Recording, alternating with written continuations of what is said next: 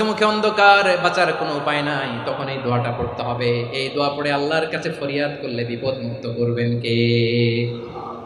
এমন বিপদ মাঝে মাঝে হয় না, দেয়ালে পিঠ থেকে যায়, চোখে মুখে অন্ধকার, কি করব দিশা খুঁজে পাই না। বিশ্বনবী এরকম কঠিন বিপদে পড়েছেন জীবনের কিছু কিছু মুহূর্তে।